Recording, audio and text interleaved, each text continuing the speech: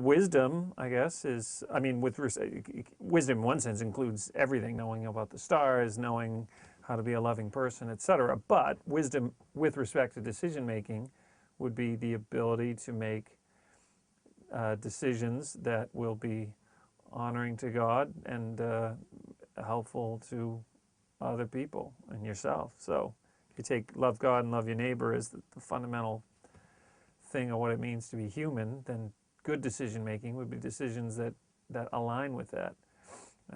And bad decisions would be ones that destroy life, dishonor God, etc., etc.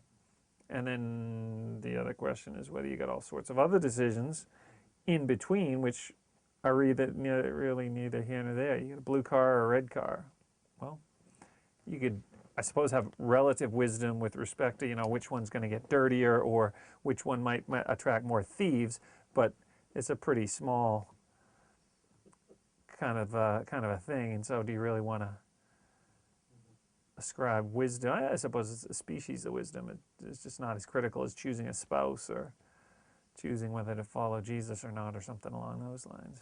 So if you're talking to someone who's not a Christian or believer, according to your definition, it seems like it's bent towards a worldview, a philosophy of life. And what would you say to them? Oh, absolutely. Can you cross that bridge to... No, I mean, you can make, because God's created all people, so they have a relationship with Him whether they like it or not. There's just patterns of life and wisdom have a fair amount of universality to them. So even if you look in the book of Proverbs, you'll see plenty of common sense, as we call it, plenty of direct comparisons with like Egyptian wisdom literature, which Solomon was happy to make use of because it's just rules for getting along, and people, by God's grace, just tend to figure things out, and that's fine. So there's actually wisdom and decision making. That's a sort of place where you can find tons of common ground with anybody. Now again, it's cultural element, right? What's wise in one culture might be foolish in another, right? If speak up for yourself will get you ahead in a company in America, that's wise to do so. If it would get you shot at some other place, well, then it's unwise. So context is pretty important. But yeah, even though these things ultimately derive from God and have to be seen by me in the context of God, there's still plenty of wisdom we can share about how not to be stupid.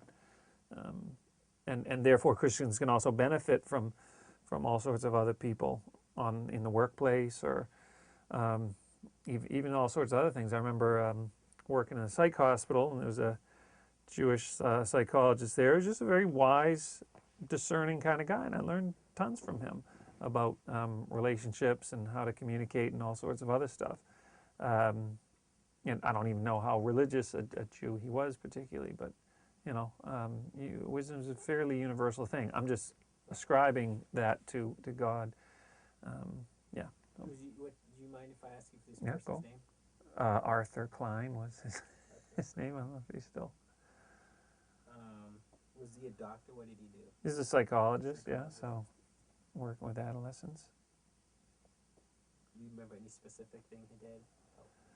You saw that? No, he just, as he spoke with the families and the adolescents, he had a very good way about him, a good way of approaching it, and discernment as to what was causing trouble. And the one thing that does stick out, a recognition of the difficulty of solving some of these problems. I don't know if it was he who said that, the family gets 14 years to screw the kid up and we have, 6 months to fix it.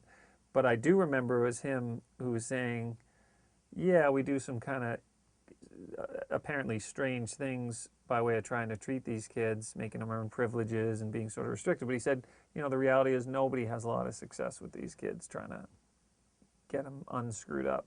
And so we do what we can. And there's just a very good attitude, very wise, that he wasn't overselling what they're doing, recognizing in humility.